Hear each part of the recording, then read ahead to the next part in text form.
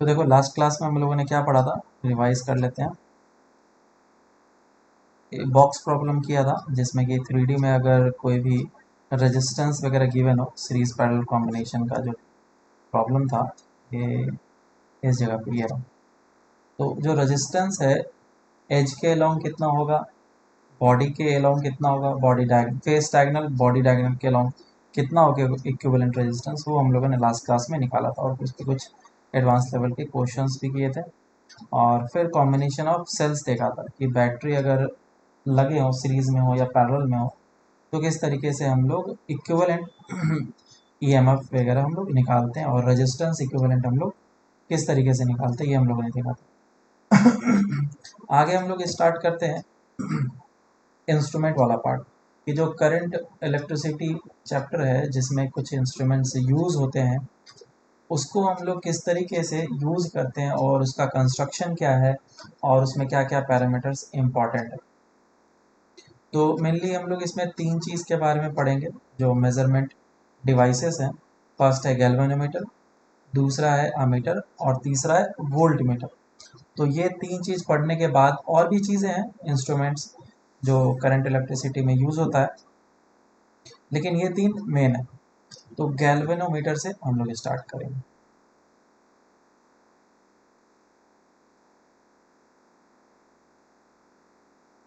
Galvanometer,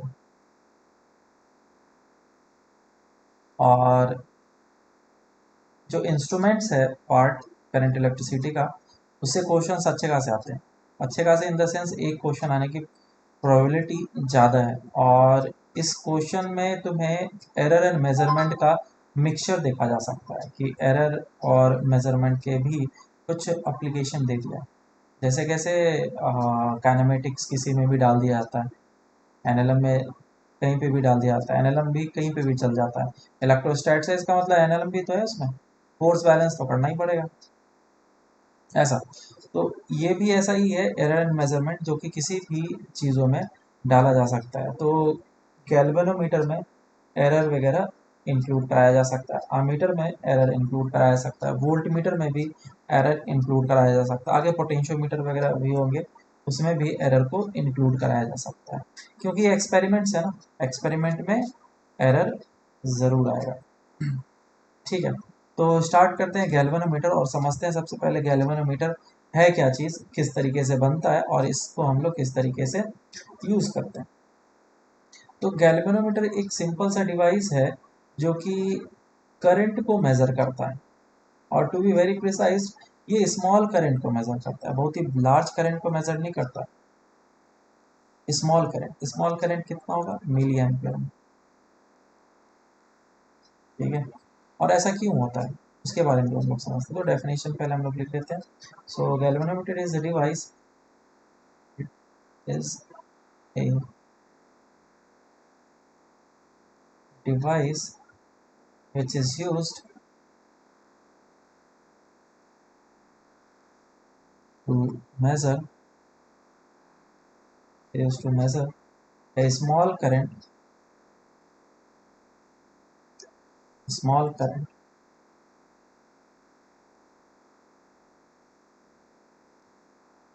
and also gives us the direction of current। तो ये basically दो चीज़ तुम्हें मेज़र करके देगा, एक तो स्मॉल करंट भी मेज़र करेगा, साथ ही साथ ये भी बताएगा कि जो वायर है इस वायर में लेफ्ट के डायरेक्शन में करंट फ्लो कर रहा है या फिर राइट के डायरेक्शन में। ये दोनों चीज़ को मेज़र करता है। आमीटर सिर्फ करंट को मेज़र करेगा, वो डायरेक्शन को नहीं बता सकता। तो गैल्वेनोमीटर काफ़ी इंपॉर्टेंट कॉन्सेप्ट हो गया, इसको कंस्ट्रक्शन देख लेते हैं और कंस्ट्रक्शन से हमें हर एक चीज़ समझ में आएगा। तो गैल्वेनोमीटर अगर तुम लोगों ने देखा होगा तो काइंड ऑफ वो इस तरीके से दिखता है, ऐसा दिखता है, कैसा होगा,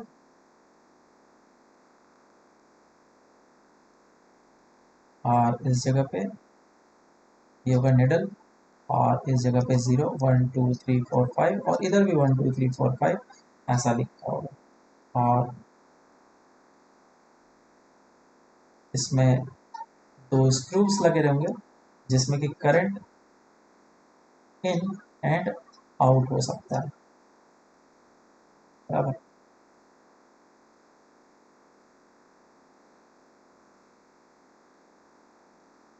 जैसा कंस्ट्रक्शन होगा,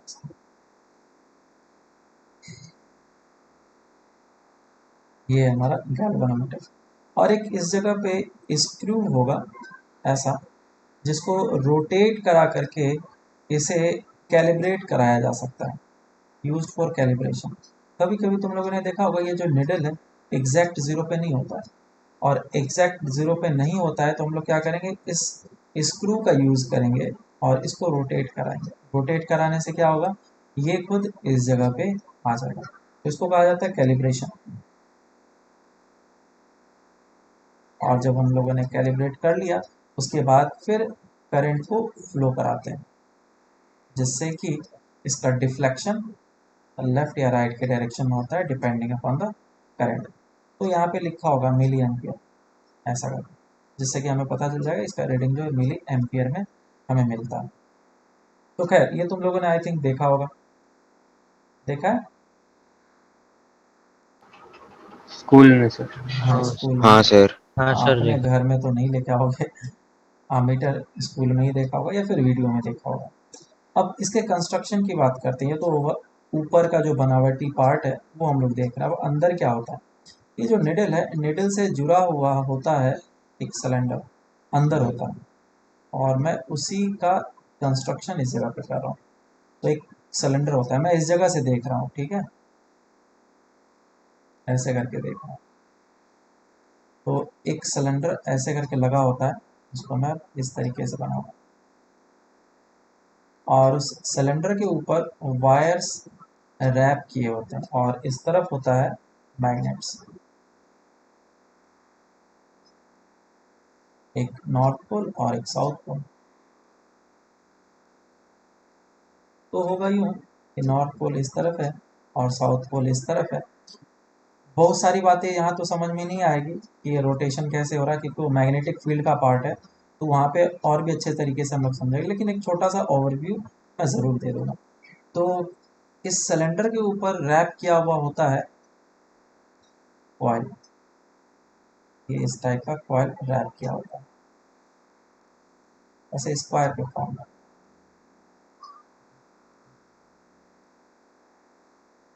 ऐसे करके रैप किया होता है।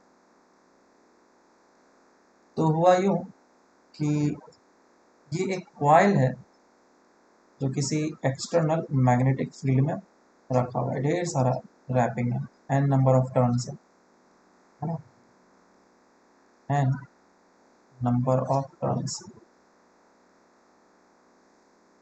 एन नंबर ऑफ टर्न्स मैंने इस जगह पे दे दिया।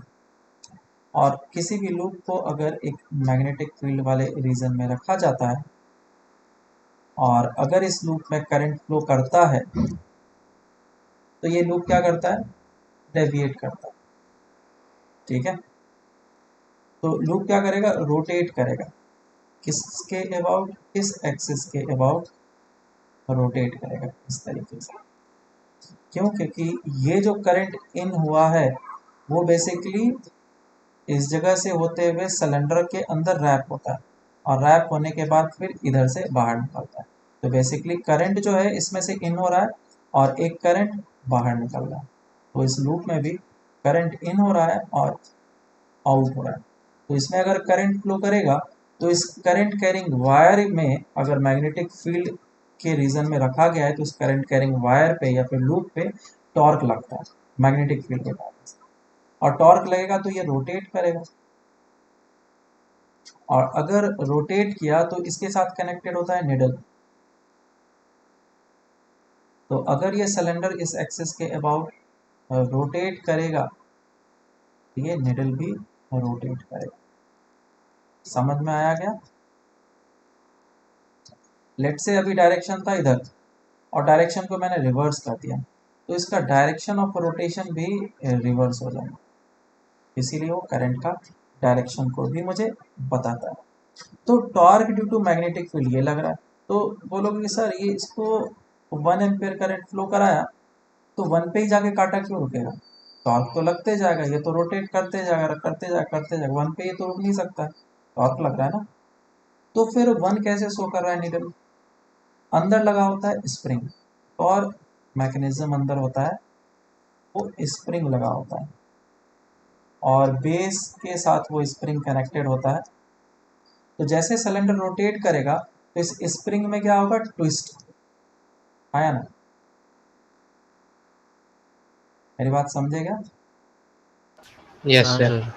है ना, जिसको हम लोग टॉर्सनल कांस्टेंट के नाम से जानते हैं। सी को क्या बोलते हैं, टॉर्सनल कांस्टेंट, याद आया क्या? Yes sir. कहाँ पे पढ़ा था yes torsional constant? SHM. Torque is equal to C into theta. जितने एंगल से रोटेट कराएंगे उतना ट्विस्टिंग होगा और उतना ज़्यादा टॉर्क लगेगा। तो ये रोटेट कर गया इधर, तो अब ये जो स्प्रिंग है अपोजिट डायरेक्शन में टॉर्क लगाएगा। क्यों? क्योंकि ये निडल इस डायरेक्शन में रोटेट करना चाह रहा है, तो स्प्रिंग में ट्विस्टिंग होगा जिसके कारण से ये इस डायरेक्शन में टॉर्क अप्लाई करेगा। तो टॉर्क इस डायरेक्शन में अप्लाई हुआ स्प्रिंग के कारण से, तो निडल इक्विलिब्रियम में तब आएगा जब इन दोनों का टॉर्क बैलेंस हो जाएगा। तो यहाँ से मुझे पता चल गया कि निडल का रीडिंग जो है कब शो होगा, जब torque due to the magnetic field will be equal to the torque due to the spring force. अब मैग्नेटिक फील्ड के कारण से टॉर्क कितना होगा ये तो तुम्हें पता है नहीं, तो ये मैं बता देता हूँ। Torque due to the magnetic field will be equal to B I N N A. इसका मतलब क्या होता है मैं बता देता हूँ। और torque due to the spring force कितना हो जाएगा, C into theta. So the angle by which the needle will rotate will be equals to theta is equals to b I n a divided by c। या फिर यूं बोल सकता हूं कि यहां से जो मुझे करंट मिल रहा है that is equals to c theta upon bn। तो दोनों में से सर कोई ये बिना क्या? मैं बता रहा हूँ, दोनों में से कोई सा भी फॉर्मूला तुम चाहो तो याद रख सकते हो, लेकिन सबसे इसका सिंपल फॉर्मूला याद रखो, ये वाला, ये बेस्ट है, ये डायरेक्ट लग जाता है और इससे हम लोग कुछ भी निकाल सकते हैं। इसको एक्सप्लेन करते हैं हम लोग, हर एक चीज़ देखते हैं क्या क्या है। सी को हम लोग क्या बोलते हैं, टॉर्शनल कांस्टेंट। थीटा क्या है हमारा, एंगल, और किस में लेंगे, रेडियन में। और बी क्या है हमारा, मैग्नेटिक फील्ड। और आई क्या है, करंट। और एन क्या है, नंबर ऑफ टर्न्स। और ए क्या है, area, cross section area of the loop. कौन सा लूप, वो जो गैल्वेनोमीटर था जिसपे ढेर सारे नंबर ऑफ टर्न्स डाले गए थे, इसी का एरिया ए कहलाएगा। इसमें करंट कितना फ्लो कर रहा है वो आई कहलाएगा। इसमें नंबर ऑफ टर्न्स कितना है, कैपिटल एन कहलाएगा।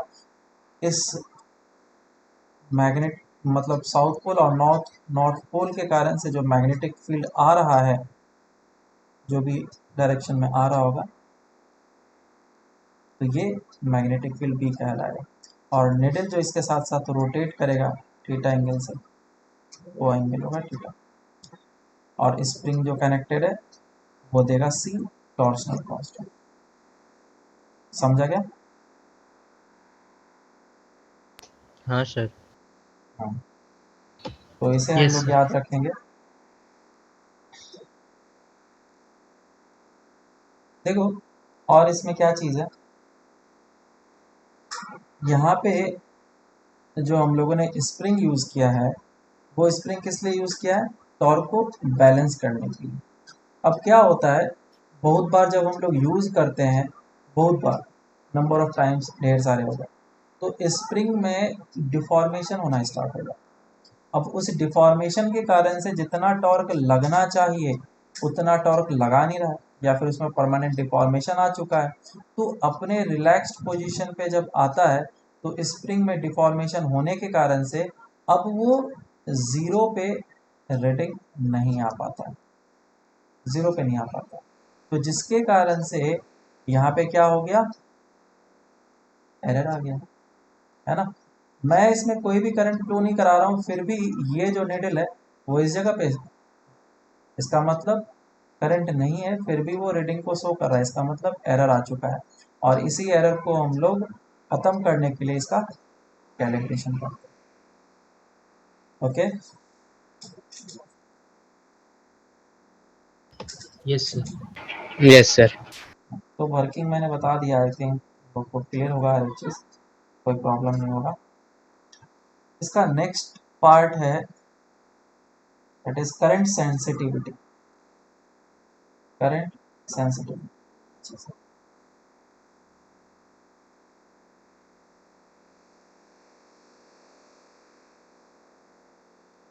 सेंसिटिविटी का मतलब क्या है, पहले तो वो समझो। एक थर्मामीटर है जो कि 0.1 डिग्री सेल्सियस में भी चेंज आता है, उसको नोटिस कर लेता है कि हाँ चेंज हुआ है। और एक थर्मामीटर है जो 1 डिग्री सेल्सियस के चेंज को ही नोटिस कर पाता है। तो कौन अच्छा थर्मामीटर है, फर्स्ट वाला या सेकंड? फर्स्ट। सेकंड। फर्स्ट वाला ज़्यादा अच्छा है, सेकंड कैसे अच्छा हो गया? फर्स्ट वाला नहीं ज़्यादा सर, अच्छा। क्वेश्चन क्लियर नहीं सुना, वापस से बता।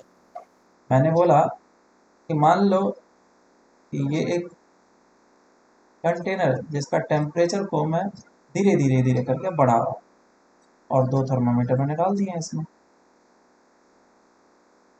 ये फर्स्ट वाला थर्मामीटर और सेकेंड थर्मामीटर। फर्स्ट थर्मामीटर जो है वो 0.1 डिग्री सेल्सियस में भी चेंज आएगा तो भी वो मेजर करके बता देगा यहाँ चेंज हुआ है टेम्परेचर इसका। लेकिन ये जब तक 1 डिग्री सेल्सियस नहीं होगा सेकेंड वाला, तब तक वो नहीं बता पाएगा कि चेंज हुआ भी है या नहीं हुआ। ओके सर, तो फर्स्ट वन। फर्स्ट वाला थर्मामीटर बेटर है। और यूं बोल रहे हैं कि जो फर्स्ट थर्मामीटर है वो ज़्यादा सेंसिटिव है। समझ में आएगा, फर्स्ट थर्मामीटर क्या है, ज़्यादा सेंसिटिव है। लेट से टेम्परेचर जो पानी का था वो 25 डिग्री सेल्सियस था, और मैं इसके टेम्परेचर को बढ़ा करके 25.2 डिग्री सेल्सियस कर दिया, 2 डिग्री, 0.2 डिग्री सेल्सियस इसने टेम्परेचर को बढ़ाया। तो फर्स्ट वाला थर्मामीटर इसको नोटिस कर लेगा तुरंत, यहाँ भैया टेम्परेचर बढ़ा है। लेकिन सेकेंड वाला थर्मामीटर क्या मेजर कर पाएगा कि टेम्परेचर बढ़ा है?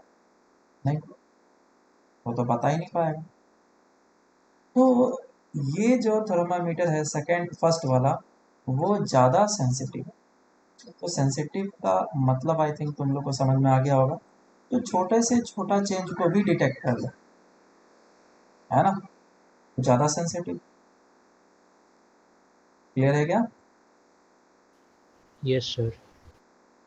तो सेम चीज़ हाँ होता सर। है करंट में भी, कि करंट को कौन सबसे ज़्यादा अच्छे तरीके से मतलब डिटेक्ट कर सकता है, बराबर। तो जितना करंट सेंसिटिव डिवाइस होगा उतने अच्छे तरीके से स्मॉल चेंज को भी वो डिटेक्ट कर सकता है। इसके अपने कुछ फ़ायदे भी हैं, कुछ नुकसान भी हैं। फ़ायदे इस तरीके से है कि तुमने छोटा सा छोटा चेंज को मेज़र कर लिया, लेट से 0.01 एम्पियर का चेंज हुआ, तुमने उसको मेज़र कर लिया, तो सही, डेल्टा आ गया। इसका नुकसान ये है कि इसका तुम बहुत बड़ा रेंज नहीं रख पाओगे। वो ज़ीरो से लेकर के तुम 1 एम्पियर तक ही जा सकते हो। ऐसा नहीं कि तुम ज़ीरो से लेकर के 100 एम्पियर तक जा सकते हो, क्यों? लिमिटेशन है। और लिमिटेशन इसलिए है कि यहाँ पे डेटा तुम फिल नहीं कर पाओगे। यहाँ पे अगर किया तुमने 0.01, तो इधर आएगा 0.02, इधर आएगा 0.03, 0. इस तरीके से करते करते करते यहाँ पे आएगा तुम्हारा 0.5, फिर करते करते आएगा 1। तुम सोचो अगर 100 एम्पियर तक लेके जाना है तो क्या तुम्हारा 1 यहाँ पे होना चाहिए? तो सेंसिटिविटी का तो पता ही नहीं चलेगा। समझ में आया क्या? अगर तुम्हारा करंट 0 एम्पियर है और तुमने अब कर दिया करंट 0.2 एम्पियर, 0.2 एम्पियर क्या, निडल बेयरली इसमें घसकेगा, बेयरली, बहुत ही कम, क्योंकि 1 एम्पियर इस जगह पे है, ये है 1 एम्पियर, और 0.2 एम्पियर तो जीरो के बहुत पास में होगा। लेकिन इसमें अगर निडल इस जगह पे है तो 0.2 एम्पियर कहाँ पे होगा, इस जगह पे, तो तुम्हें निडल खसकते हुए दिखेगा। So this whatever it is, galvanometer और the ammeter, it is more sensitive. ये वाला क्या हो जाएगा, मोर सेंसिटिव।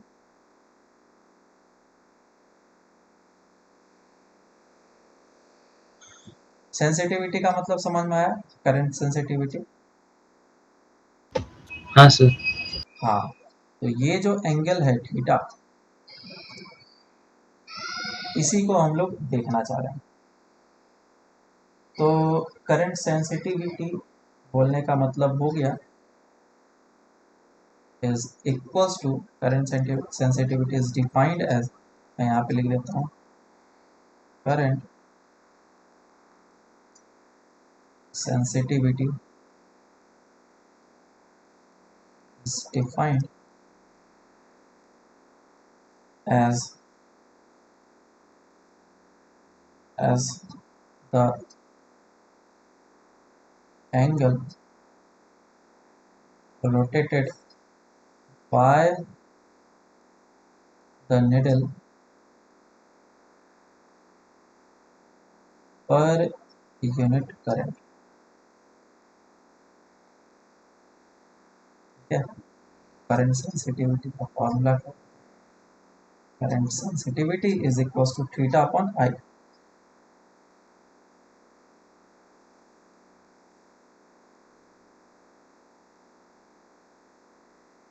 तो समझो अच्छे तरीके से, अगर तुमने करंट में चेंजेस किया 1 एम्पियर का या फिर 0.1 एम्पियर का, वॉट एवर इट इज, उसमें दो डिवाइसेस हैं, एक डिवाइस दूसरा डिवाइस। पहले डिवाइस में जो थीटा मिला तुम्हें वो 60 डिग्री का मिला, और दूसरे वाले में थीटा मिला तुम्हें 1 डिग्री का। तो कौन ज़्यादा करंट सेंसिटिव है, फर्स्ट वाला या सेकंड वाला? पहला वाला।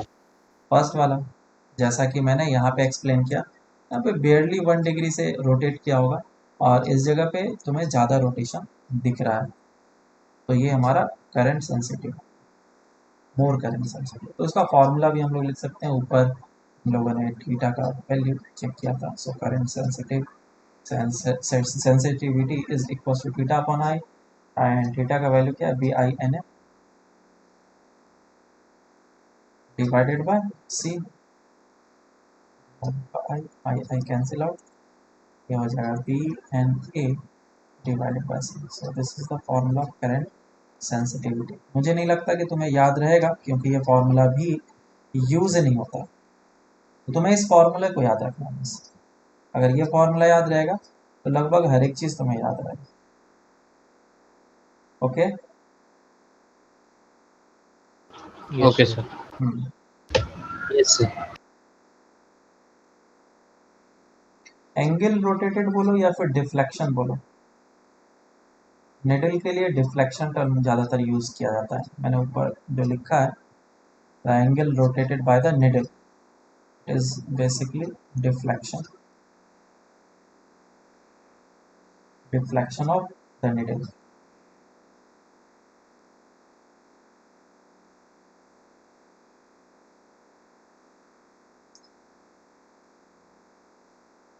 चलो अब हम लोग आगे स्टार्ट करते हैं, अमीटर एंड वोल्टमीटर। तो पहले मैं गैल्वेनोमीटर को थोड़ा सा समझा देता हूँ।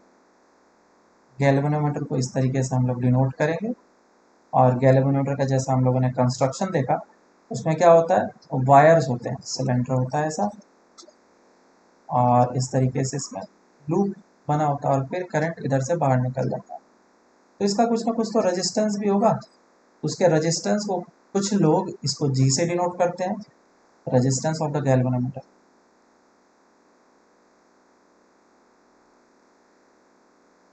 Of the galvanometer. कोई लोग जी से डिनोट करते हैं और कोई लोग आरजी से डिनोट करते हैं रेजिस्टेंस ऑफ द गैल्वेनोमीटर।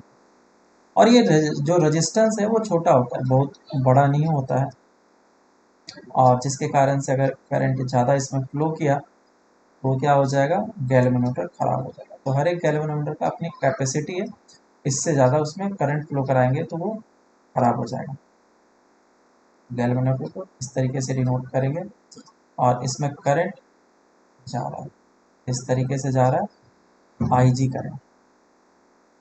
कितना है, आईजी। सो गैल्वेनोमीटर में आईजी करंट अगर दिया गया है, सो this is the maximum current. ये कोई भी करंट नहीं है, this is the maximum current, maximum current that the galvanometer can bear.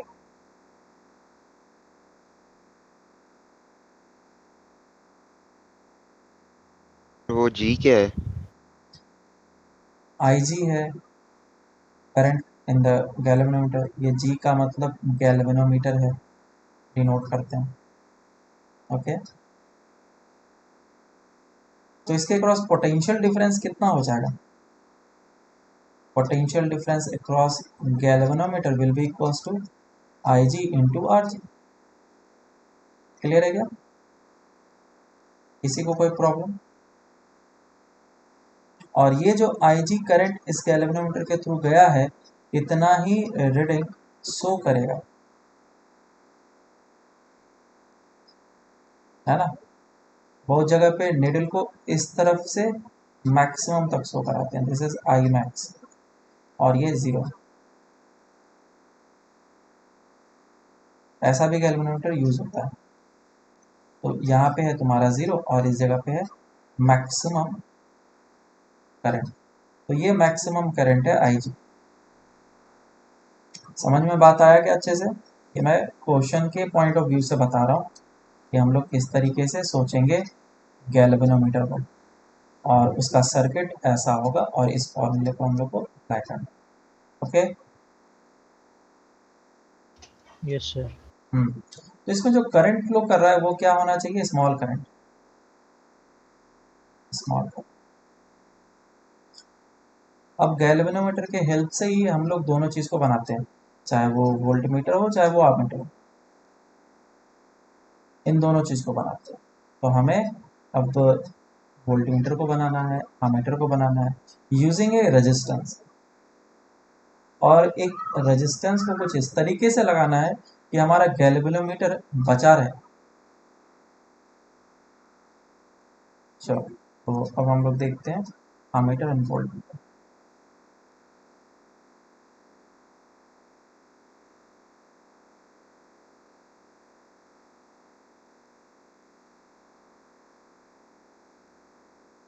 Ammeter and voltmeter बहुत ही इंपॉर्टेंट पार्ट पे हम लोग जा रहे हैं।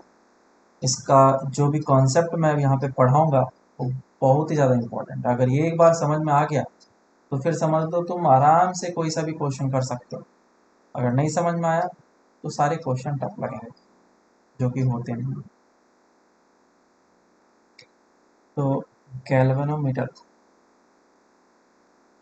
गैल्वेनोमीटर से दो चीज़ हमारा बनेगा, एक एमीटर एंड वोल्ट।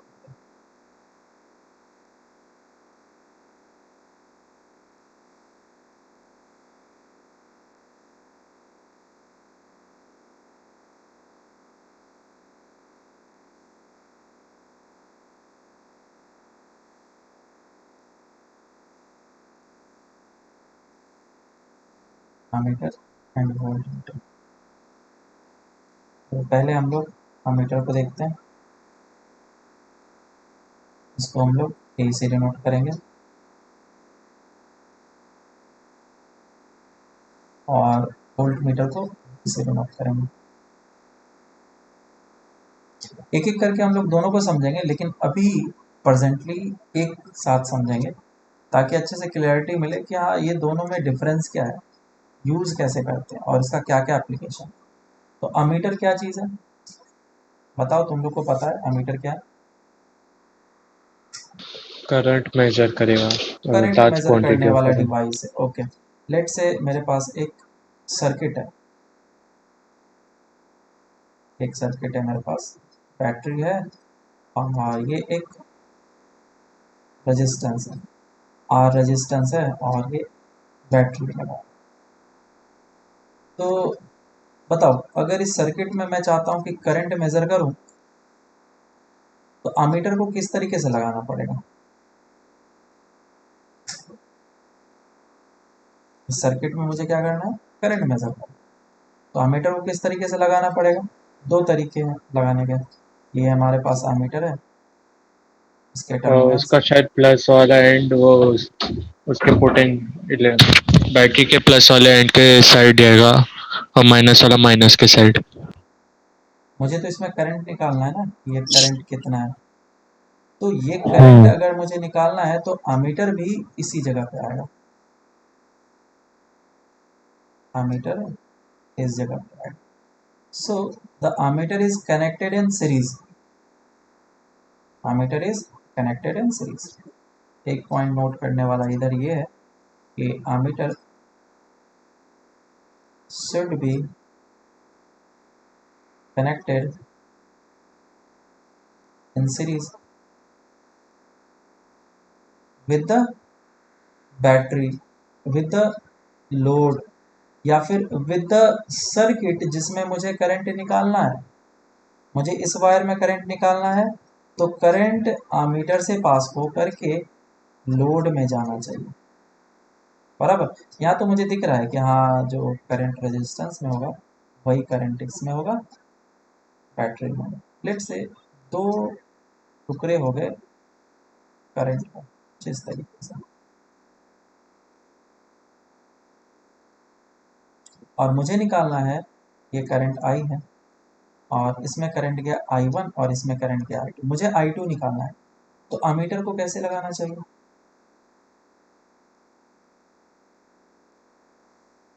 बोलो, अमीटर को कैसे लगाना चाहिए?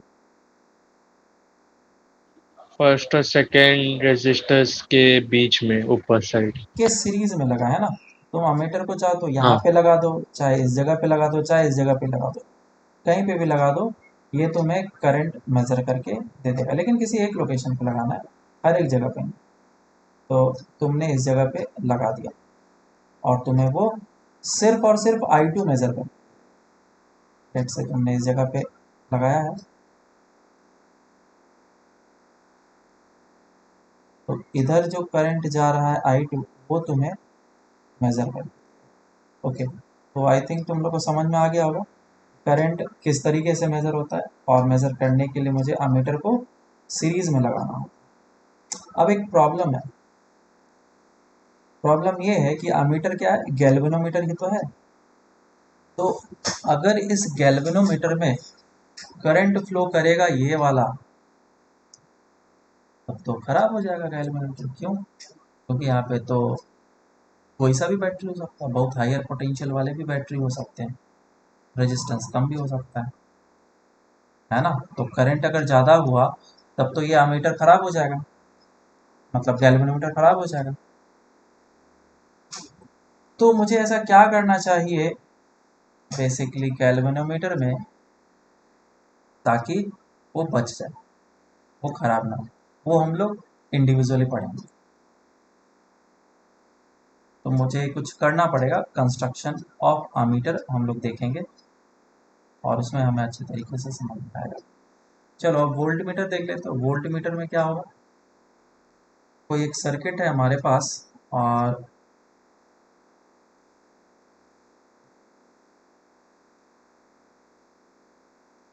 ये रेजिस्टेंस है, दो रेजिस्टेंस है और ये बैटरी है। मुझे R1 रेजिस्टेंस के क्रॉस पोटेंशियल डिफरेंस निकालना है यूजिंग वोल्ट मीटर। तो वोल्ट मीटर हम लोग इस तरीके से यूज़ करते हैं और इसके टर्मिनल्स के। तो R1 के क्रॉस मुझे क्या करना है? पोटेंशियल डिफरेंस निकालना है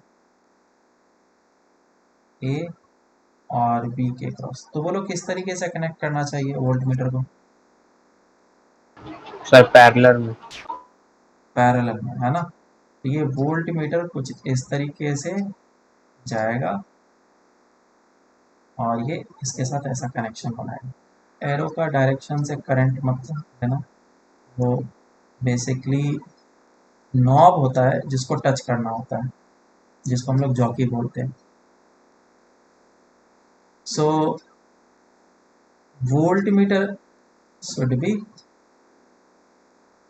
कनेक्टेड इन पैरेलल। किसके साथ पैरेलल होगा? पैरेलल विद द लोड, या फिर parallel with the any instrument, any application appliances, या फिर एनी लोड या सप्लायर जिसके क्रॉस हमें पोटेंशियल डिफरेंस निकालना है। तो ये तुम्हें क्या देगा? पोटेंशियल डिफरेंस देगा। अब ये जो वी वोल्ट का वोल्टमीटर है, वी मतलब वोल्टमीटर है, गैल्वेनोमीटर से जो बना है, वो भी करंट को मेजर कर रहा है, लेकिन तुम्हें रीडिंग क्या दे रहा है? वोल्ट में दे रहा है। बना किससे? गैल्वेनोमीटर से। तो करंट तो इसमें भी जाएगा। इधर से करंट अगर आई आया है तो करंट दो तरफ जाएगा, एक इस तरफ और एक इस तरफ जाएगा। और इस तरफ अगर करंट गया तो हो सकता है कि वो जो करंट ऊपर गया है वोल्टमीटर में, वो बहुत बड़ा करंट है। तब तो वोल्टमीटर जो गैल्वेनोमीटर से ही बना है वो खराब हो जाएगा। समझा क्या? तो मुझे अमीटर को भी बचाना है, मुझे वोल्ट मीटर को भी बचाना है। तो इसका कंस्ट्रक्शन कैसा रखना चाहिए ताकि ये सेफ रहे, बचा रहे। ओके, क्लियर है क्या सबको कंस्ट्रक्शन वगैरह? कंस्ट्रक्शन अभी बताऊंगा। वर्किंग क्या है, अमीटर और वोल्ट मीटर में डिफरेंस क्या है, समझ में आया? अमीटर स्टार्ट हाँ सर। अमीटर स्टार्ट करते हैं। तो अमीटर को हम लोग इस तरीके से डिनोट करते हैं। ये लिया अमीटर और इसको हम लोगों ने इस तरीके से लिखा है। बेसिकली अमीटर गैल्वेनोमीटर से बनता है। और डिवाइसेस में अमीटर को यूज़ करने के लिए हम लोग उसको क्या करते हैं? सीरीज में लगाते हैं। ये हमारे पास एक रेजिस्टेंस, तो इसको मैंने सीरीज में कनेक्ट कर दिया, तो ये मुझे रीडिंग दे देगा। तो इसी अमीटर को हम लोगों ने इन दोनों टर्मिनल से कनेक्ट करके रखा था, तो मुझे वो रीडिंग दे रहा था। अब मैं इस अमीटर का पार्ट पुर्जा देखना चाहूँगा कि क्या होगा। तो हुआ यूँ कि ये करंट जो है आई इस तरफ से गया और अमीटर में करंट आई गया है। कितना करंट गया? आई गया। और ये करंट आई हो सकता है बड़ा, आई का वैल्यू कितना होगा? E/R, बराबर इतना करंट होगा। आइडियल केस हम लोग एज्यूम कर रहे हैं अभी। तो इतना करंट होगा तो ये तो बड़ा है, तो ये बेसिकली गैल्वेनोमीटर से बना है और गैल्वेनोमीटर हमारा खराब हो जाएगा। इसको बचाने के लिए हम लोग क्या करेंगे? इसका कंस्ट्रक्शन करेंगे ये पार्ट का। ए इस जगह पे करंट कितना आ रहा है? आई। और एक गैल्वेनोमीटर इस जगह पे है और ये डी। तो अगर मैं इस गैल्वेनोमीटर को इसके साथ डायरेक्टली कनेक्ट कर देता हूँ तो क्या पूरा का पूरा आई करंट इधर से जाने लगेगा? और आई करंट जाएगा तो गैल्वेनोमीटर डेफिनेटली खराब हो जाएगा। मैं ऐसा चाहता नहीं, और अगर ऐसा मैं नहीं चाहता हूँ तो मैं एक रेजिस्टेंस का यूज़ करूँगा। वाइजली हम लोग एक रेजिस्टेंस का यूज़ करेंगे। और रेजिस्टेंस को मुझे सीरीज में लगाना चाहिए या फिर पैरेलल में डालना चाहिए?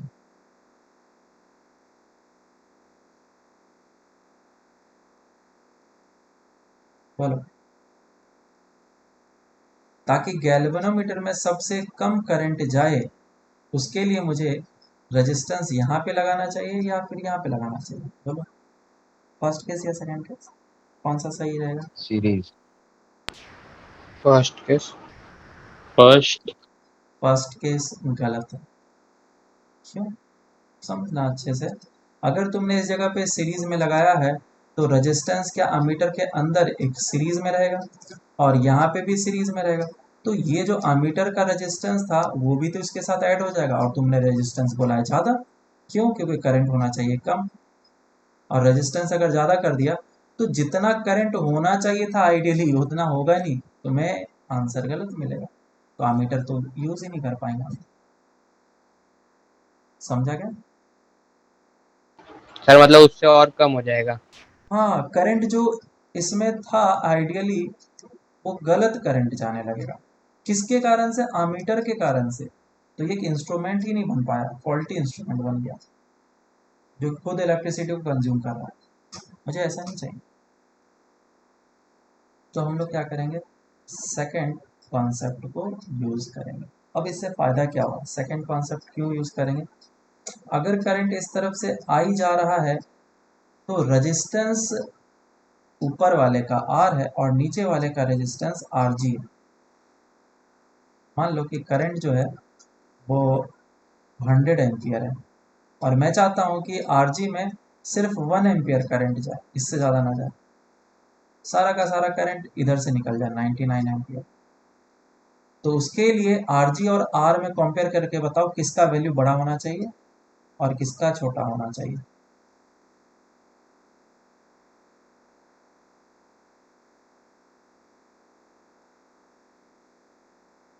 आर का वैल्यू बड़ा होना चाहिए, छोटा होना चाहिए?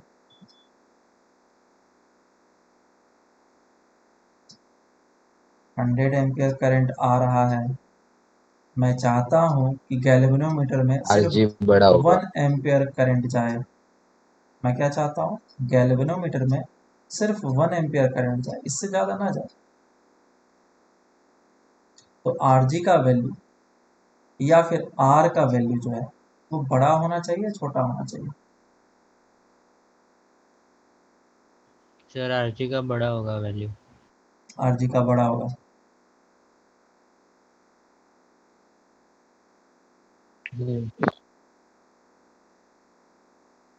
सोच पा रहे हो सभी कोई? आरजी बड़ा। अब इसको मैं और अच्छे तरीके से समझा देता हूँ। लेट से ये जो आर जी है और ये जो आर है, दोनों का रेजिस्टेंस इक्वल है। कितना इक्वल है?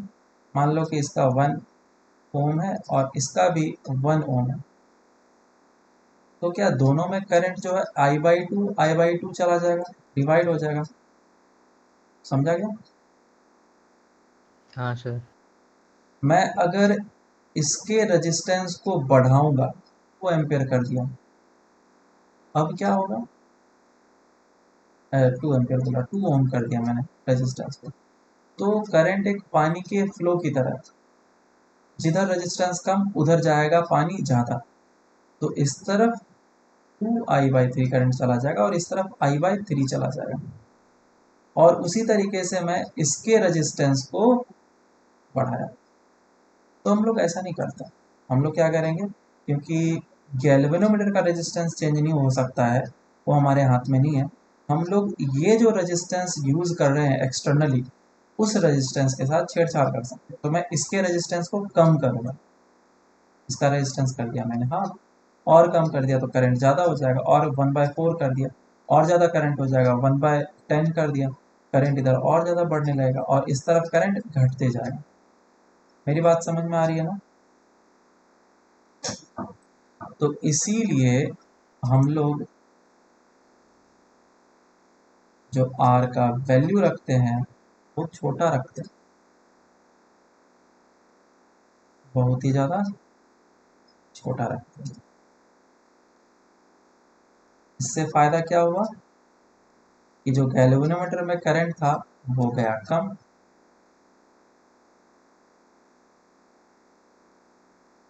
मैं वापस से ड्रॉ करता हूँ। इधर से करंट आ रहा था आई, तो इधर से कितना करंट चला गया, आई जी, और इधर से कितना करंट गया, आई माइनस ऑफ आई जी, और जिसके कारण से हमारा गैल्वेनोमीटर सेफ रहा। बराबर। तो ये जो रेजिस्टेंस हम लोग पिक करते हैं इसको हम लोग शंट वायर बोलते हैं, SHUNT, शंट रेजिस्टेंस।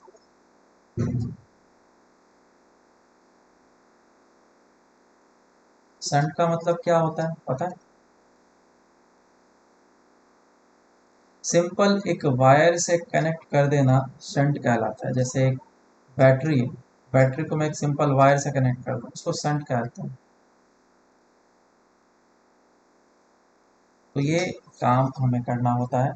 रेजिस्टेंस जिसमें शंट वायर का जो वैल्यू है या फिर उसका रेजिस्टेंस है वो बहुत ही कम होना चाहिए। ये RG का। तो अब मैं वापस से यहाँ पे ड्रॉ करता हूँ और इसी ड्राइंग को तुम्हें याद रखना है। ये है हमारा अमीटर, ये इसके टर्मिनल्स, इसका अंदर का कंस्ट्रक्शन कैसा होगा, इधर से करंट आ रहा है आई, अंदर का कंस्ट्रक्शन होगा एक गैल्वेनोमीटर, और गैल्वेनोमीटर के साथ पैरेलल में एक शंट रेजिस्टेंस लगा हुआ है ये। ओके, इधर से करंट कितना आ रहा है आई, तो इसमें कितना करंट गया, IG गया, और इसमें कितना करंट गया, I माइनस ऑफ IG।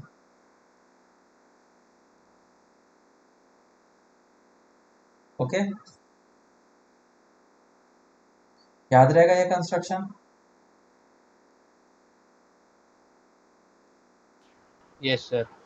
यही है हमारा।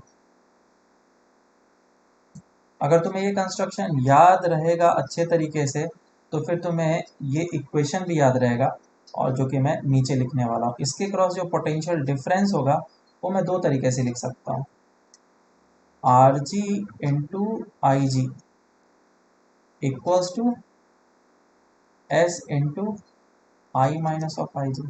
आया ना?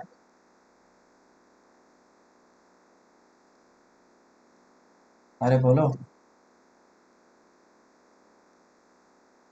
समझ में आया या नहीं आया? अरे पोटेंशियल डिफरेंस लिया है, कुछ तीर थोड़ी ना मारा इसमें। ये पोटेंशियल डिफरेंस और समझा। ये पोटेंशियल डिफरेंस, इतना ही करा मैंने, दोनों के वैल्यू को इक्वल। याद रहेगा क्या? हाँ सर। हाँ सर। इस इक्वेशन को बहुत ही अच्छे तरीके से याद कर लो क्योंकि इसी पे क्वेश्चन आ रहेंगे।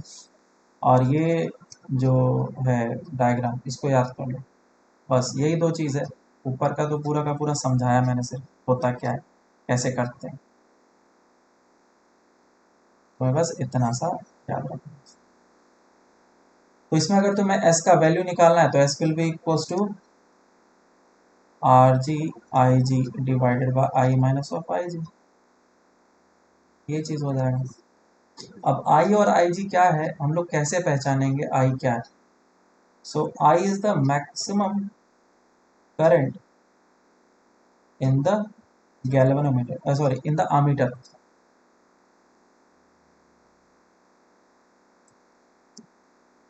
अमीटर, कोई भी अमीटर होता है हमारे पास तो निडल इस जगह पे, तो मैक्सिमम जो रीडिंग मुझे मिल सकता है यहाँ पे वही है ये। और क्या है, आई हो गया IG।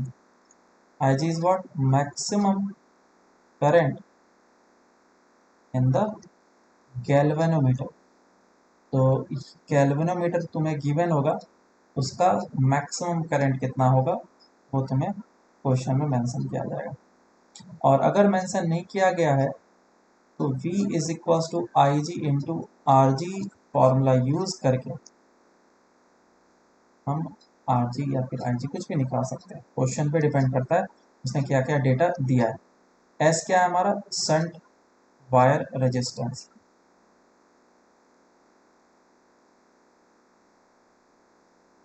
जो कि गैल्वेनोमीटर के साथ पैरेलल में लगाया गया है।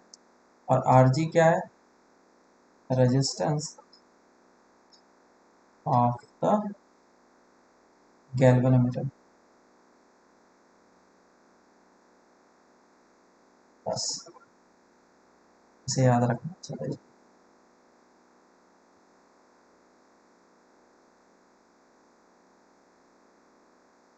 तो ये हमारा वोल्ट मीटर कंप्लीट हो गया। हम लोग जनरली आइडियल केस की बात करते हैं। वोल्ट मीटर अगर बोला गया आइडियल, आइडियल वोल्ट मीटर होने का मतलब क्या होगा, सॉरी आइडियल अमीटर होने का मतलब हो गया कि उसका इंटरनल रेजिस्टेंस 0 है,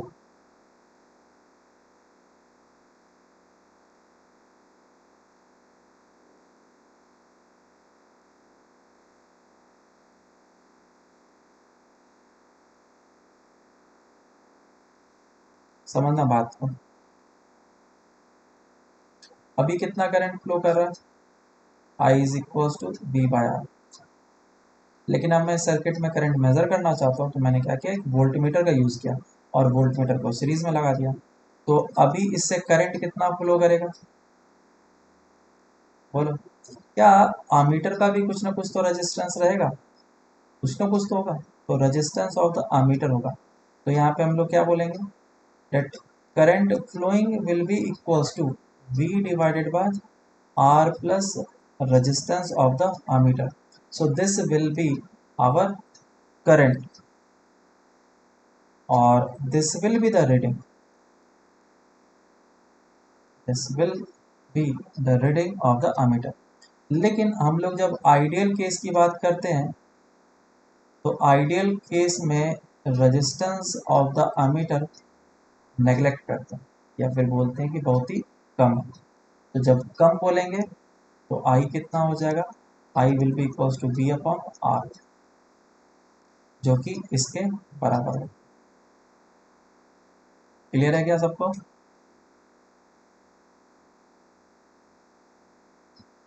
हाँ सर। समझ में आना चाहिए। देख लो, अभी थ्योरी पढ़ रहे हैं, इसके बाद क्वेश्चंस पढ़े देखेंगे, हम लोग करेंगे। तो ये हमारा अमीटर हो गया, और आइडियल केस में अमीटर का जो भी रेजिस्टेंस होता है उसको हम लोग जीरो बोलते हैं, लेकिन रियली में होता नहीं, जिसके कारण से एरर आता है, क्योंकि हम लोग आगे देखते हैं। अब नेक्स्ट स्टार्ट करते हैं, that is voltmeter. Voltmeter को मैं ज़्यादा घुमाऊंगा नहीं, सिंपल सिंपल बताऊंगा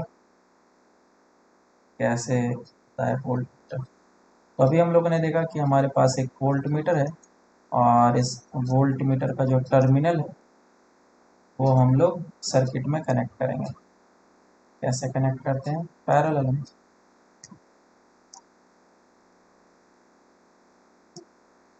ये R1 और ये R2, तो करंट इससे फ्लो करेगा I, और हम लोग क्या करेंगे, वोल्ट मीटर कनेक्ट करेंगे इस जगह पर। तो ये वोल्ट मीटर मुझे क्या देगा, रीडिंग देगा। कितना रीडिंग देगा, this voltmeter will give us the reading equals to I into R1। कितना रीडिंग देगा, हाँ या ना? क्योंकि अगर तुमने वोल्ट मीटर नहीं लगाया है तो इसके अक्रॉस पोटेंशियल डिफरेंस कितना होता है, I इंटू R1।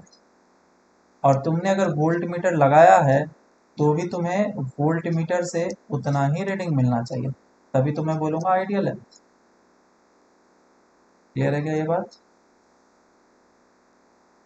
तो वोल्ट मीटर में भी एक निडल होता है जो कि डिफ्लेक्शन शो करता है कुछ इस तरीके से। तो ये निडल इस जगह पे है, इस जगह पे 0 1 2 3 4 5 6 7 8 9 10 से ये 10 वोल्ट तक रीडिंग शो कर सकता है। तो ये किससे बन रहा है, गैल्वेनोमीटर से बन रहा है, और जैसे जैसे इसमें डिफ्लेक्शन होगा उस तरीके से मुझे ये रीडिंग शो करेगा। तो अब करंट जा रहा है आई इधर से, और ये करंट अब दो तरफ जा सकता है, एक इस तरफ जा सकता है और एक इस तरफ जा सकता है। तो मैं क्या करना चाहूँगा कि इस वोल्ट मीटर में करंट बिल्कुल भी ना जाए, तभी तो ये आइडियल बनेगा, सारा का सारा करंट इस तरफ से पास हो जाए। तो उसके लिए मुझे क्या करना होगा, वोल्ट मीटर को, वोल्ट मीटर का कंस्ट्रक्शन ऐसा हो जाएगा कुछ।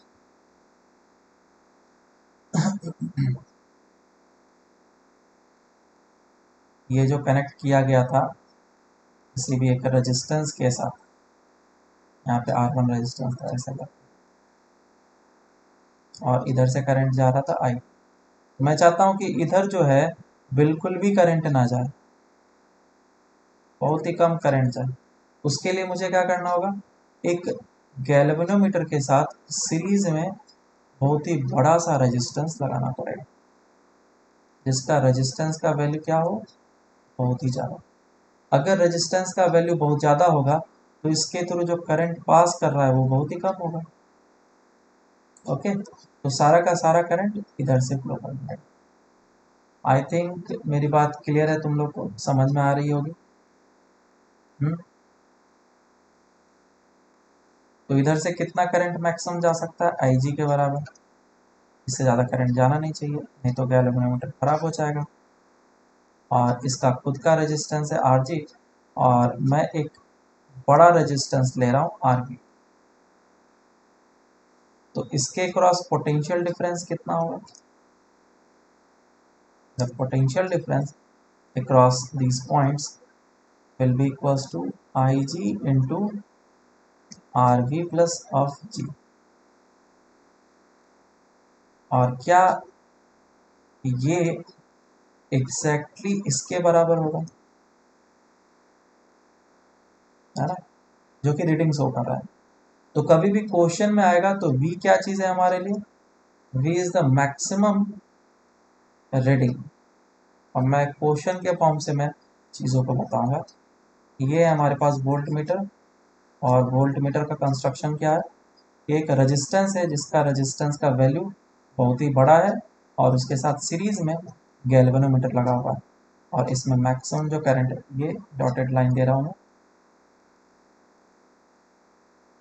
ये पॉइंट ए और ये पॉइंट बी, और ये dotted line.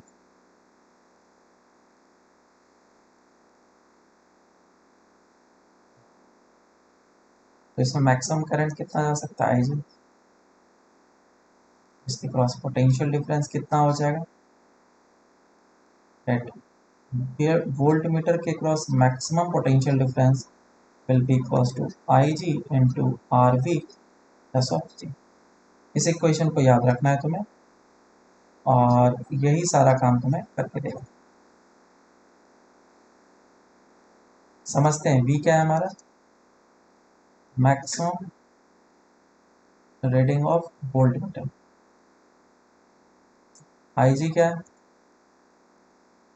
Maximum current in galvanometer. RV क्या है, RV is the resistance connected in series with the galvanometer, और G is the resistance of the galvanometer।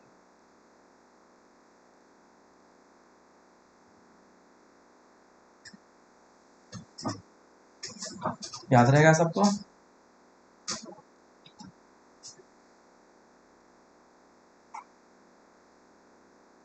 बोलो। हाँ सर। तो इसमें RV का वैल्यू क्या होना चाहिए, बहुत बड़ा होना चाहिए, बस इतना याद रखना। चलो अब इसके क्वेश्चन करते हैं। जो थ्योरीज सर है पेज थोड़ा बोरिंग सर है। एक मिनट नंबर करो ना।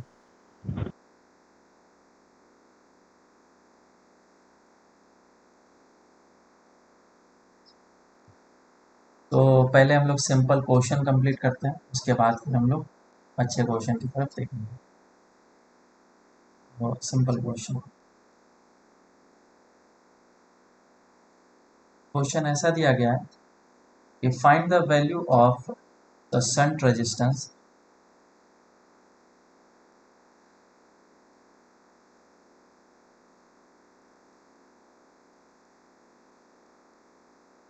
to be used for a galvanometer such that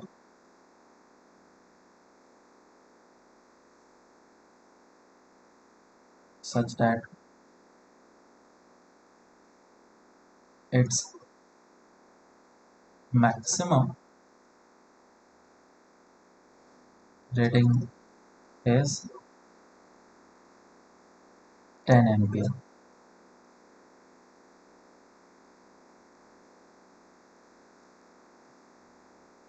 assume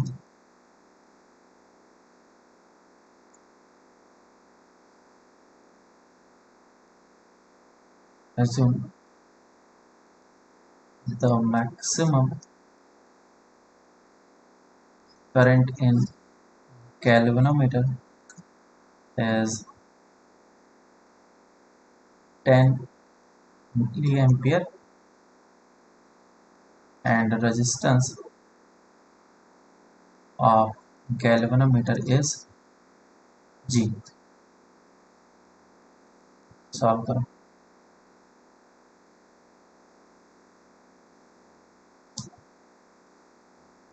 चलो सॉल्व करते हैं इसको। तो देखो क्वेश्चन सिंपल है, कुछ खास मैंने टफ क्वेश्चन दिया नहीं है। क्वेश्चन को एक एक पढ़ते जाओ और अच्छे तरीके से समझते जाओ। तो मुझे शंट वायर रेजिस्टेंस निकालना है, तो बेसिकली मुझे अमीटर का कंस्ट्रक्शन ड्रॉ करना पड़ेगा। तो एक गैल्वेनोमीटर है, कुछ इस तरीके से बनाया और एक शंट वायर रेजिस्टेंस डाला एस और ये आर जी। तो इसमें मैक्सिमम करंट कितना आ सकता है? और I find the value of shunt wire resistance to be used for a galvanometer such that the maximum reading is 10 ampere. तो ये एक आमीटर है, आमीटर में मैक्सिमम करंट आ सकता है 10 एम्पियर। लेकिन कुछ भी हो जाए, गैल्वेनोमीटर में कितना करंट जाना चाहिए? 10 मिली एम्पियर, इससे कम नहीं जा सकता, इससे ज़्यादा नहीं जा सकता, नहीं तो खराब हो जाएगा। तो 10 मिली एम्पियर हो गया इसके थ्रू करंट आई जी। तो इसमें कितना करंट जाएगा? That will be I minus of I G. कितना करंट इसके थ्रू जाएगा? तो मुझे एस का वैल्यू मांगा है, कितना होगा, और आर जी मुझे गिवन है, डेट इज जी। तो एक ही काम करना है कि इसके क्रॉस पोटेंशियल डिफरेंस क्या करना है, मुझे इक्वल करना है। तो पोटेंशियल डिफरेंस वो कितना जाएगा? I G into G is equals to, इधर से पोटेंशियल डिफरेंस देख लेते हैं, it is I minus of I G into S. मुझे एस का वैल्यू निकालना है कितना होगा।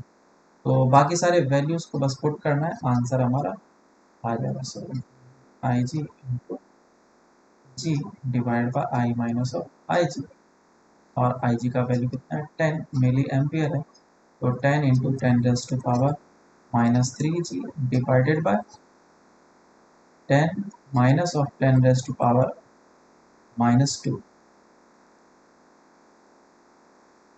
आई जी का वैल्यू मैंने यहाँ पे पुट कर लिया।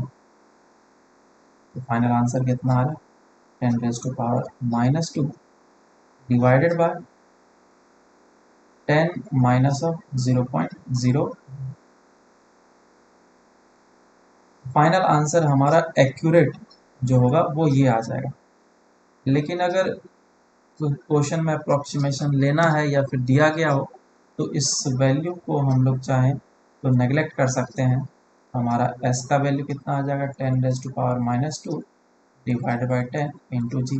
सो it will be equals to 10⁻³ G. S का वैल्यू फाइनली हमारा ये आ जाएगा। सबको समझ में आया? क्या डाउट है किसी को?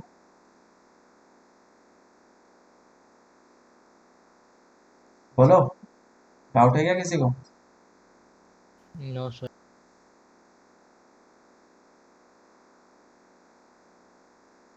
चल तो आगे करते हैं कुछ क्वेश्चंस को।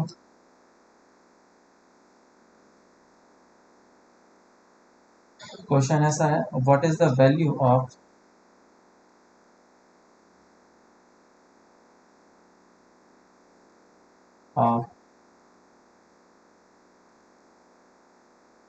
shunt wire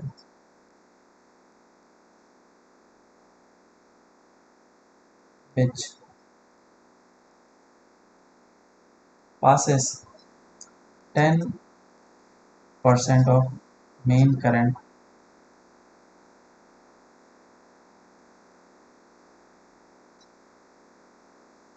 through a galvanometer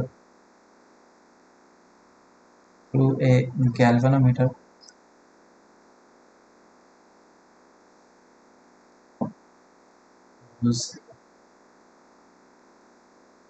galvanometer और रेजिस्टेंस ऑफ द गैल्वेनोमीटर दे रखा है तुम्हें 99 ohm let's C.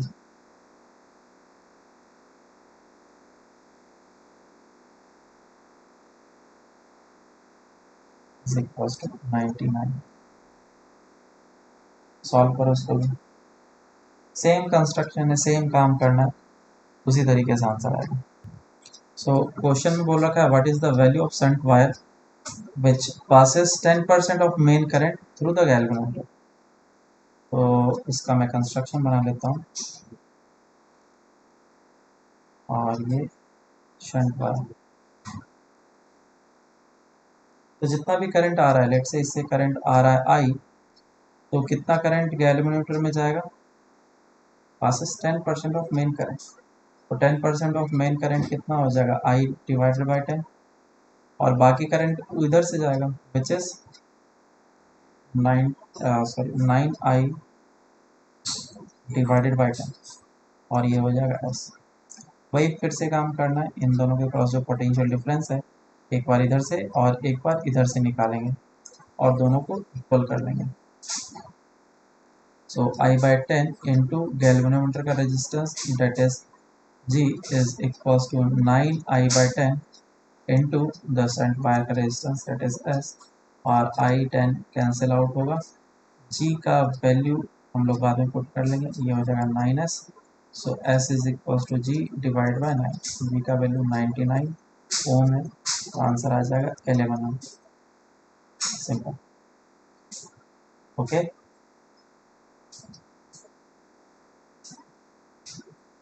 Yes sir. Next question है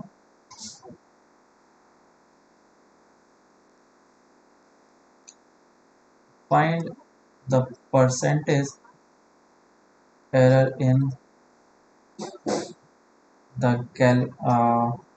द रीडिंग।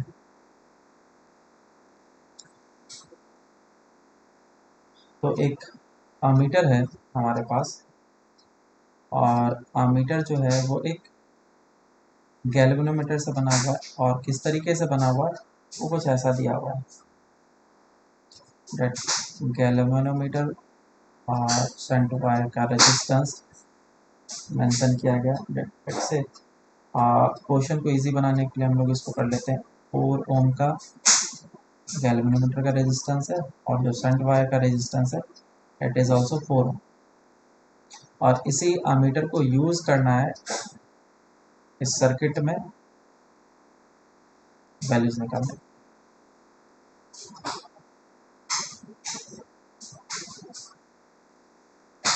एटीन ओम का रेजिस्टेंस है, और ये 20 वोल्ट का बैटरी, और यहाँ पे लगाया गया है ammeter.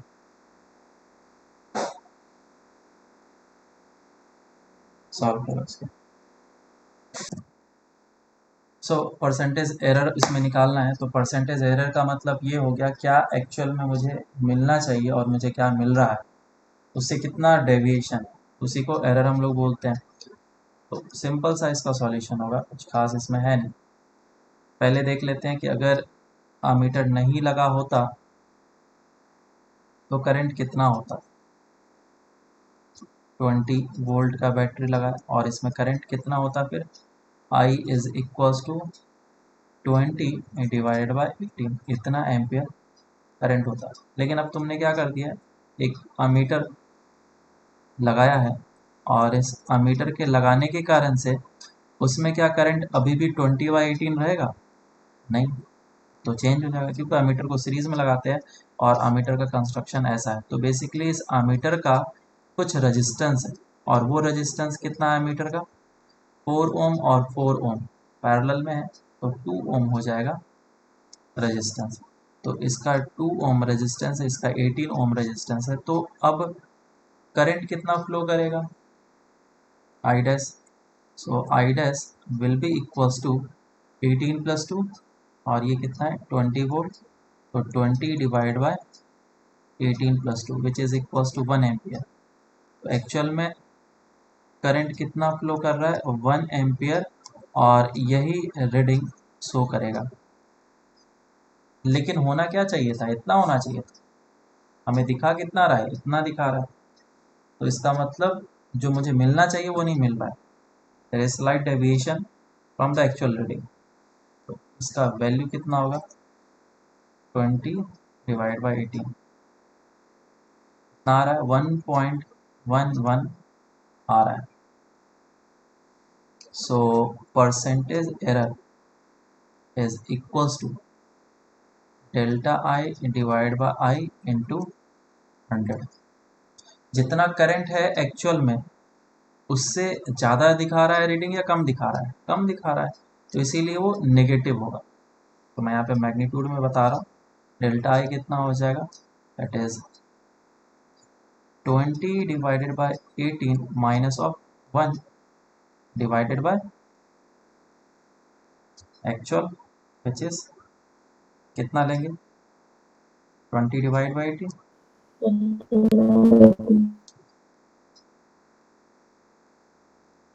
So this will be equals to 20 minus of 18 divided by 18 divided by 20 divided by 18, 18 cancel out हो जाएगा, which will be equals to 2 divided by 20 into 100, which is equals to 10%.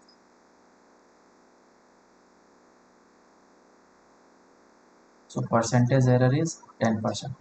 तो 10% का रीडिंग में गलती आ रहा है।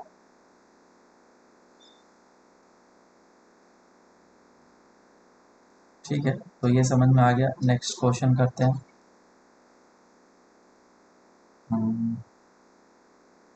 तो ये सारे अमीटर पे थे, वोल्ट मीटर का भी देखेंगे।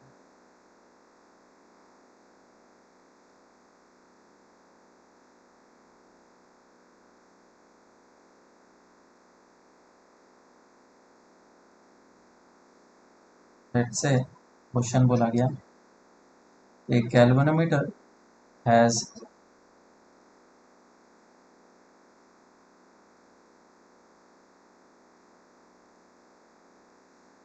resistance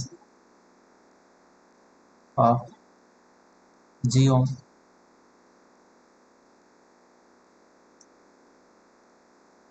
resistance of G and a range of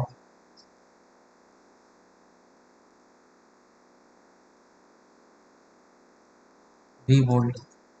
galvanometer का ही potential maximum potential difference V है। ठीक है, पूछा गया कैलकुलेट द रेजिस्टेंस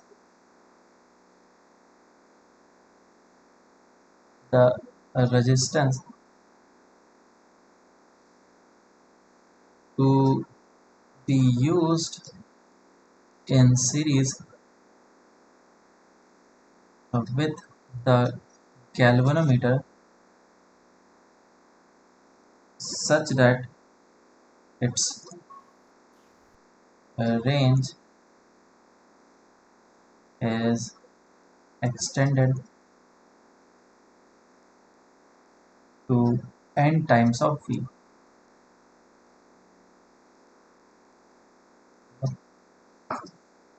इसको तो क्वेश्चन में हमें एक गैल्वेनोमीटर दिया गया है जिसका रेजिस्टेंस G है और इसका रेंज कितना है V है। तो समझना बात को कि अगर गैल्वेनोमीटर तुम्हें दिया गया है और इसका रेंज V दिया गया है, इसका मतलब इसके क्रॉस जो पोटेंशियल डिफरेंस है वो मैक्सिमम कितना हो सकता है, V हो सकता है। तो इसमें करंट कितना IG जाता है, तो हम लोग क्या लिख सकते हैं, that V is equals to IG into G। अब एक नया रेजिस्टेंस इसमें सीरीज में ऐड किया गया गैल्वेनोमीटर के साथ, जिसका रेजिस्टेंस मैं R बोल रहा हूँ और ये तो G है, और इसके थ्रू करंट कितना जाएगा, IG जाएगा।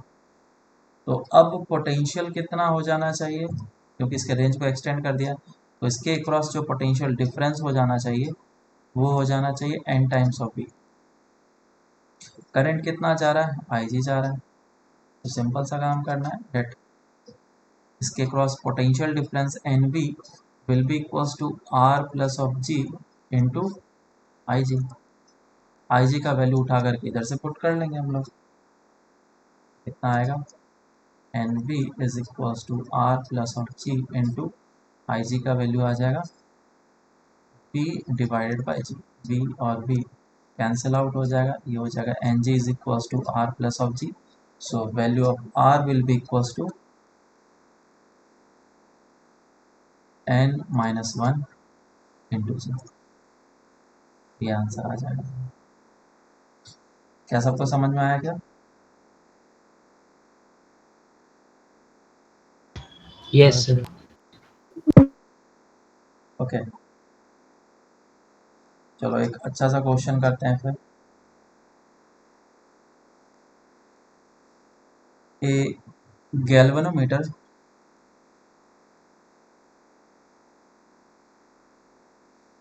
with a scale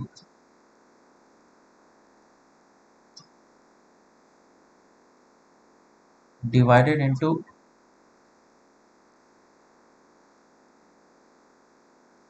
100 equal divisions.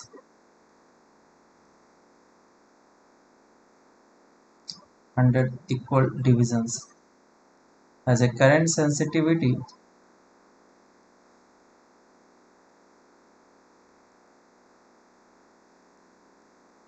has a current sensitivity of 10 division per milliampere and voltage sensitivity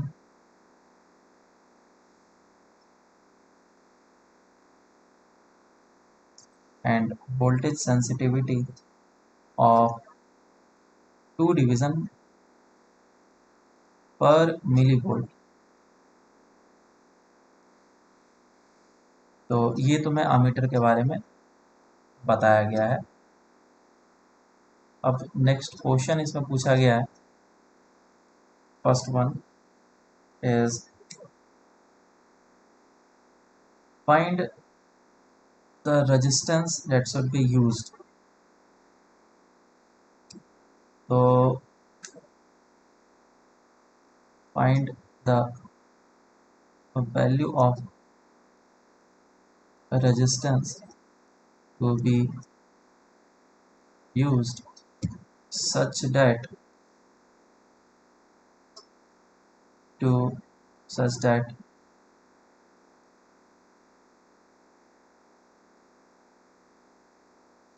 it gives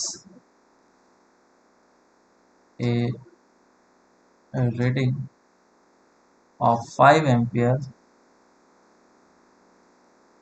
for full scale deflection। Second question पूछा गया है, find the value of resistance to be used such that it gives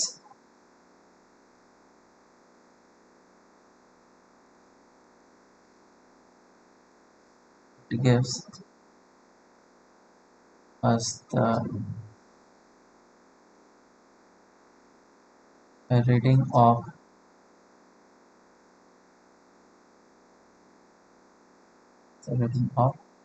इस तरीके से इसको question को दो तरीके से लिखा जा सकता है। ठीक है, 10 वोल्ट और फुल स्केल डिफ्लेक्शन।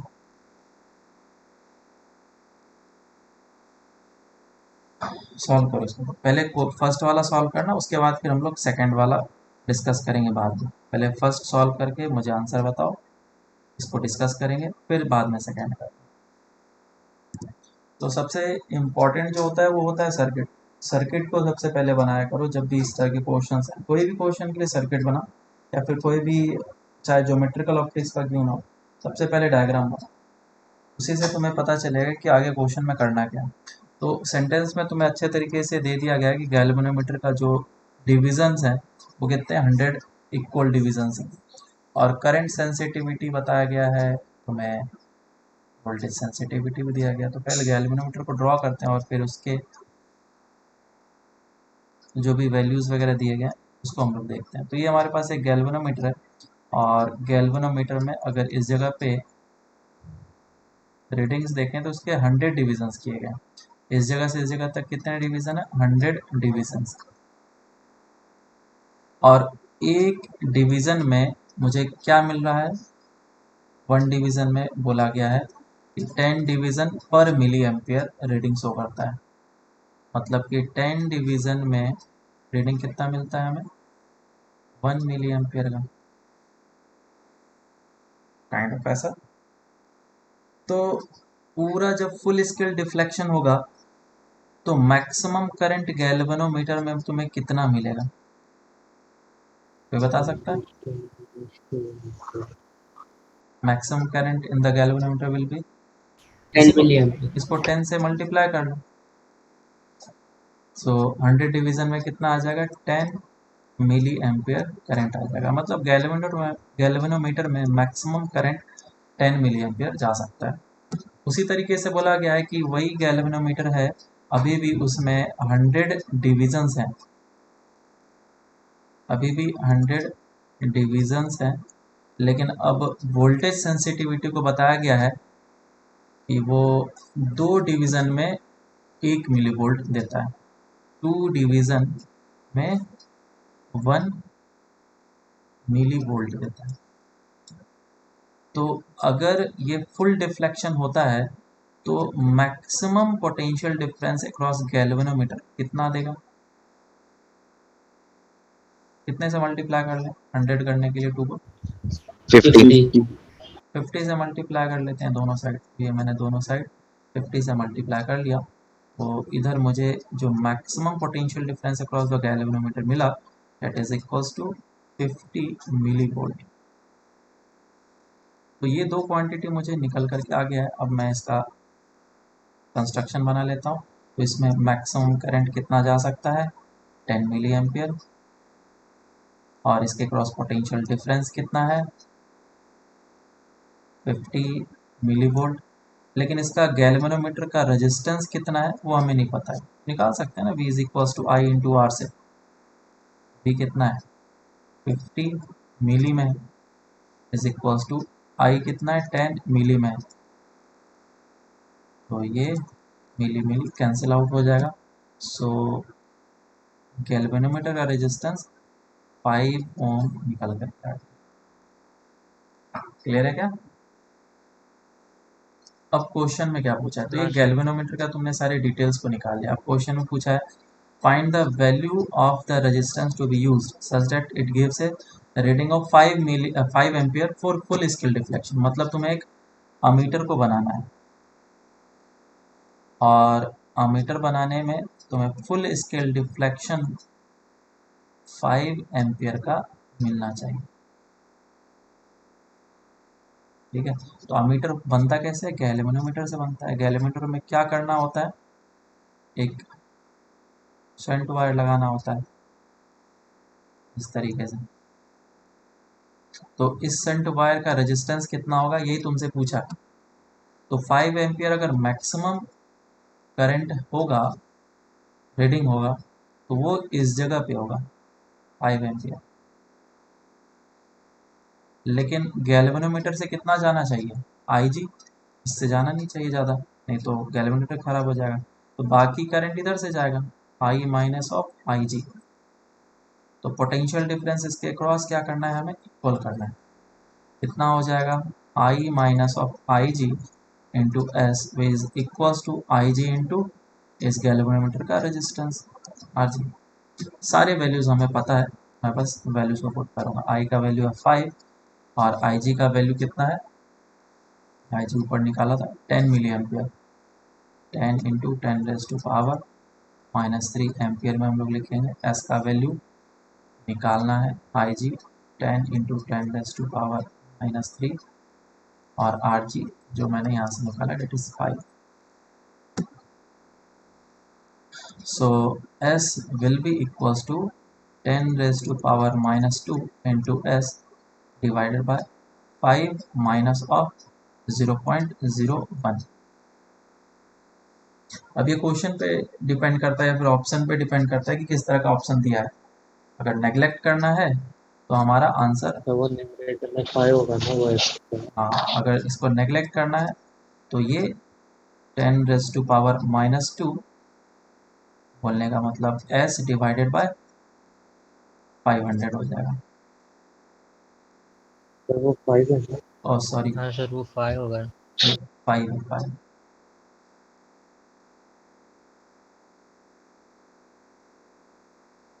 अच्छा, i भी 5 था और rg भी 5 है,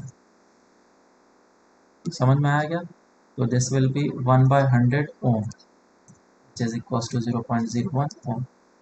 तो शंट वायर का रेजिस्टेंस इतना होना चाहिए। समझ में आया सबको? हाँ सर। और अगर आ गया है तो सेकंड क्वेश्चन करो फटाक से। सेकंड क्वेश्चन है, तो दो आंसर्स आ रहे हैं, एक 995 है और एक 950 बोला गया है। देखते हैं कौन सा सही आंसर। तो क्वेश्चन को वापस से एक बार पढ़ लेते हैं। क्वेश्चन में बोला गया है कि वो जो मीटर है, मतलब गैल्वेनोमीटर है, उसको एक वोल्ट मीटर में कन्वर्ट करना है, लेकिन कुछ इस तरीके के मॉडिफिकेशन करने हैं ताकि उसका मैक्सिमम डिफ्लेक्शन जो होगा उसमें 10 वोल्ट का वो रीडिंग शो करे। यहाँ पे लिखा है full scale deflection should be equal to 10 volt. तो हमारे पास ये है ऐसा, और इस तरीके से ढेर सारे डिविजन्स होंगे। तो यहाँ पे 10 वोल्ट का मैक्सिमम इसमें डिफ्लेक्शन मिलना चाहिए। तो वोल्ट मीटर का किस तरीके से कंस्ट्रक्शन बनता है? एक रेजिस्टेंस होता है, बहुत बड़ा रेजिस्टेंस, जो गैल्वेनोमीटर के साथ सीरीज में कनेक्टेड होता है, और इसमें जो करंट होना चाहिए वो IG होना चाहिए, और इस पूरे टर्मिनल के अक्रॉस पोटेंशियल डिफरेंस कितना होना चाहिए? 10 वोल्ट। तभी तो ये मैक्सिमम रीड कर पाएगा। तो काफ़ी आसान क्वेश्चन है। That V is equals to I G into R plus of R G हो जाएगा, और V का वैल्यू कितना है? 10 है। आई जी का वैल्यू कितना हम लोगों ने निकाला था, जो गैल्वेनोमीटर के थ्रू जा रहा है? 10 मिली एम्पेयर, 10 इंटू 10⁻⁻³ और ये R प्लस ऑफ आर जी का वैल्यू कितना है? 5 है। So this will B divided by 10⁻⁻² that is equals to R plus of 5. So R will be equals to कितना हो जाएगा? 1000 minus of 5 which is equals to 995। समझ में आएगा सबको? हाँ सर। है ना? तो कुछ सिंपल से कंस्ट्रक्शन हमने याद रखना है, जैसे कि मैंने पहले ही बताया था। वोल्ट मीटर के लिए कंस्ट्रक्शन याद रखना है, और अमीटर के लिए ये कंस्ट्रक्शन याद रखना है। अगर ये चीज़ याद रखोगे तो करना कुछ नहीं होता, बस अमीटर है तो इसके क्रॉस पोटेंशियल डिफरेंस को इक्वल कर लेना है। वोल्ट मीटर है, इसके cross potential difference maximum potential difference को इक्वल कर लेना है, और इसी से हमारा आंसर आ जाएगा। तो ये हम लोग का अमीटर और वोल्ट मीटर अभी कंप्लीट हुआ है। नेक्स्ट क्लास से हम लोग इसमें और भी इंस्ट्रूमेंट्स वगैरह जो यूज़ होते हैं, पोटेंशियल मीटर वायर होता है, और भी डिफरेंट डिफरेंट रियोस्टेट वगैरह होते हैं, उन सभी चीज़ों को भी देखेंगे।